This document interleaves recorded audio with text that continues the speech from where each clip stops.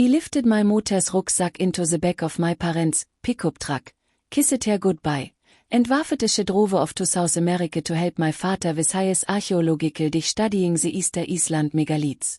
Shed be gone for 4 weeks.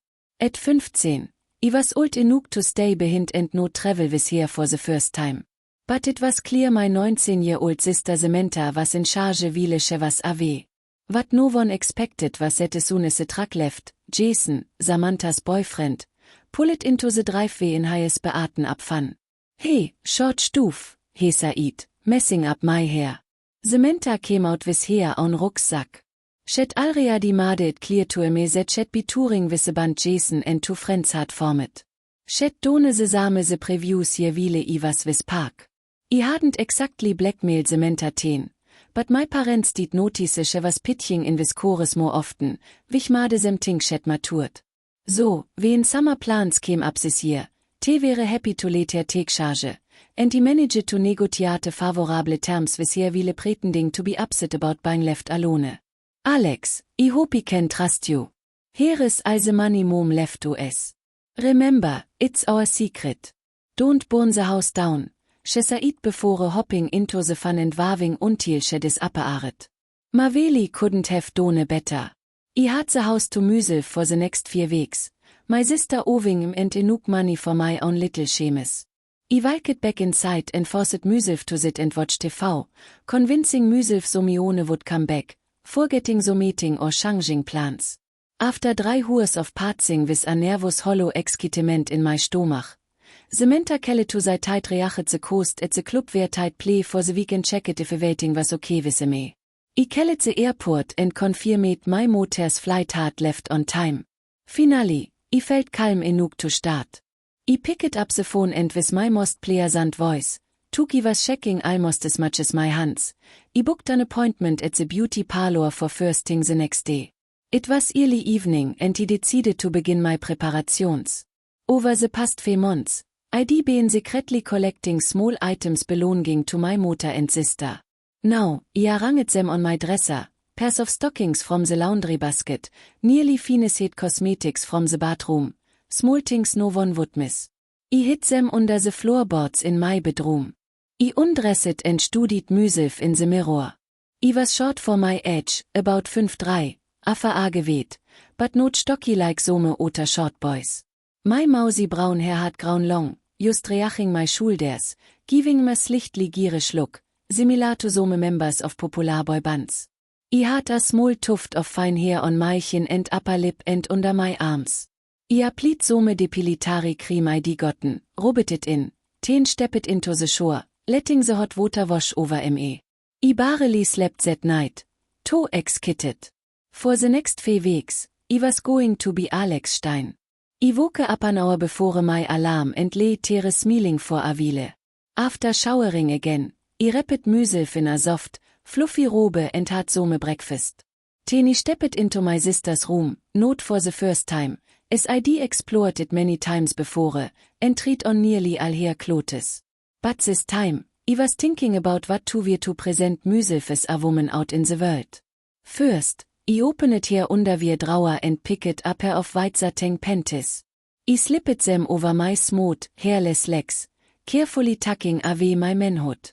Next, I struggled into a matching wonder bra and checked myself in the mirror. Not bad. My sister wasn't especially well endowed, so the bra fit me well, giving a modest cleavage. At her dressing table, I was pleased to see she'd left plenty of cosmetics behind. My skin was good, so I applied just a light dusting of powder, a pink glossy lipstick, and subtle mascara. For clothes, I chose black stretch hipster jeans and a short white lace blouse that showed my bare midriff and the white bra underneath. I still needed shoes, so I borrowed from my mother's collection. Here shoes fit better. I picked up a pair of strappy black wedge heels that matched the jeans, added a single-chested velour coat, and a slim silver watch. Suddenly, I realized the time and had to rush to make my beauty parlor appointment. I grabbed a spare handbag with a few essentials, checked myself in the mirror one last time, and hurried out. As I rushed down the street, the reality of what I was doing hit me and panic set in. An old man approached slowly. My mind raced. Evading arunte me felt slot and I started to panic. What if I was arrested? What if I looked ridiculous? The man stopped, gently touched my arm, and said, "Are you all right, miss? You look flushed. Do you need to sit down?" I took a deep breath, smiled, and told him I was fine. Just in a hurry. He smiled back warmly, telling me to take care. That smile reassured me more than anything, boosting my confidence. Walking on, I began holding my head here, making eye contact, and smiling. Almost every time, people smiled back.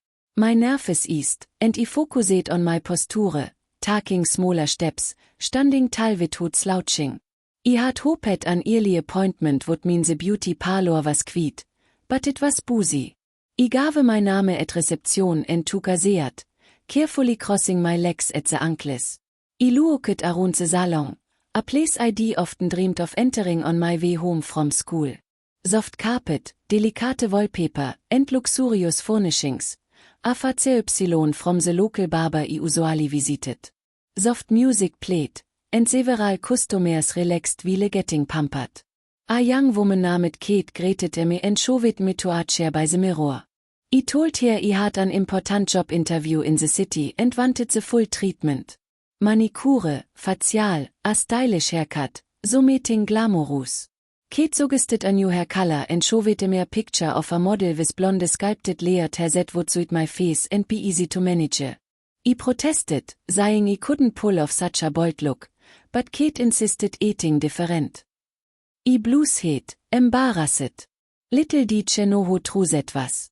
I thanked her quickly. Not only was I passing as a girl, but I was passing as a pretty one. Ready to begin?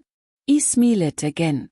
My hair was washed, tan wrapped in foils with the chemical to lighten it blonde. My skin was treated with various creams and ointments. A manicurist applied extensions, filed, sanded, and painted my nails. My eyebrows were plucked and makeup applied. When it was all done, I looked in the mirror and saw not a 15-year-old boy, but an attractive woman in her 20s. Kate leaned her head on my shoulder and smiled. "Forget the city," she said. "You should be a model." As I left the salon, my spirits soared. Now was time for some fun shopping. It sounds silly now, but when the sales assistant at the first department asked my size, I had no clue. I'd only ever worn my mother's or sister's clothes, and since they were bigger, everything felt loose on me. Being honest, I told her I didn't know my size and that it had been ages since I'd bought anything. I left out that the last thing I'd purchased was a football shirt. With the skill of a seasoned pro who'd spotted a perfect customer, she pulled out a tape measure and took my measurements. After about an hour of trying on clothes, I settled on an elegant sleeveless black dress, a fitted collarless blue jacket with a matching skirt, plus a whole collection of underwear, blouses, tights, and stockings. The department store was fairly conservative, so afterward I headed to a trendier part of town to explore edgier shops. Caught up in the excitement of shopping for Alex Stein for the first time, I went a bit wild and spent far more than planned, especially at the last store, a sleek, minimalist space of glass and chrome stared by people who looked like they stepped straight out of Vogue. Foolishly, I'd already spent beyond my budget, but I fell head over heels for a short leather miniskirt that would look amazing with the boots and patterned tights I'd bought earlier. One of the salesgirls came over and asked if I needed help. I admitted I loved the skirt, but it was expensive. "Try it on," she said. I wanted to see it with the tights and boots, and she replied, "No problem. Take your time." To my surprise, she followed me to the fitting room and began helping me dress. She was chatty and bold, opening my bags and commenting on everything, even asking if she could try on the black dress I'd bought earlier. Not waiting for an answer, she started changing in the adjacent cubicle. She introduced herself as Brooke and started gossiping about her job and boyfriend as if we were longtime friends. Once dressed, we stepped out to check ourselves in the mirror. Brooke smiled and said, "Girl, you look foxy." I struck a pose and admitted she was right. I looked hot. Other staff gathered, fussing over me. If it was a sales tactic, it worked perfectly. I'd have spent every last penny on that dress. This dress and me, it's destiny. I'm taking it, I said. Wait before you pay, Brooke said, running behind the counter to grab a Polaroid camera. She snapped a picture of me, then handed it to another assistant and said, "Take one of both of us." 4 more photos followed with lots of laughter and hugs. This seemed like a fantastic place to work. After changing back, I was ready to pay for the skirt. "I have an idea," Brooke said. "I know you're worried about the cost. Take the skirt on approval, and if you're free tomorrow around lunchtime, come back. I might have a proposal for you. Won't you get in trouble with the boss? And how do you know you can trust me to return? First, if you hadn't noticed, I'm still wearing your dress, which I seriously love. Second, I am the boss." We shook hands with grins. Hours of shopping in heels had started to wear on my legs, so I treated myself to a taxi home. But as I approached my door, I realized I'd forgotten my keys in the rush that morning. I checked the windows, none open. I knew the neighbors had a spare key for emergencies, but I couldn't exactly ask them like this. Had to stay calm. I had to stop acting like a boy. This summer I was living as a woman, an adult on my own. What would my mother do? Look up the yellow pages and call a locksmith. There was a phone at the nearby petrol station. When I called the locksmith, he said it would be 4 hours before he could get there. But when I put on my sweetest voice and explained I was a girl, all alone and scared, pleading for help, he promised to rearrange his schedule and be there in 20 minutes. I was definitely learning there were perks to being a girl. I nearly cheered when I saw the van pull up to the house. Liam, as he later introduced himself, was tall and lean, dressed in jeans and a scruffy tee. He waved with a mischievous grin as he slid open the van's side door and pulled out a leather utility belt packed with tools. "Simple lockout," he said. "If you can just show me some ID, a driver's license, or anything official to prove you live here, I'll have you back inside in no time." I hadn't planned for this. Liam suggested I might have something in my handbag. Panicking, I dropped the bag.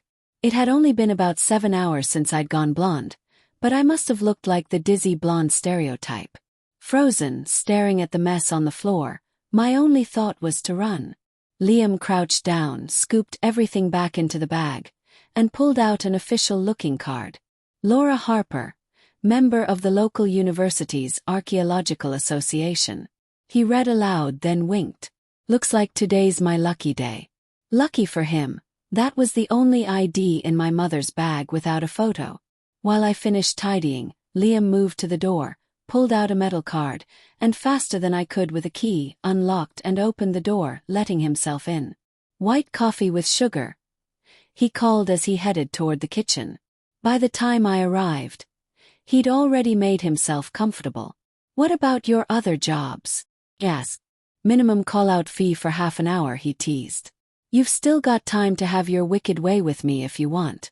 As I prepared the coffee, Liam flirted outrageously. He sipped slowly, cradling the cup with both hands, eyes locked on me over the rim. I caught him checking me out more than once when he thought I wasn't looking. I was enjoying myself, but tired and didn't want things to go too far. He started complimenting my perfume and leaned in to smell it. Just as he reached for my hand to admire the ring I wore, his phone rang. It was his boss, and from the tone it sounded like a scolding. Liam's whole demeanor shifted, becoming sheepish. "I've got to go," he said. "But I'll be back tomorrow with the bill." I saw him out. Sure, he could have billed me right then and there. He just wanted a reason to come back. I locked the door with extra care. The last thing I needed was an unexpected visit from Liam. After showering, I collapsed into bed, naked, aching feet, and a racing mind replaying the day's adventures. Finally, I slipped into a deep, deep sleep. If you appreciated this story and wish to show your support, don't forget to join me on Patreon for exclusive content.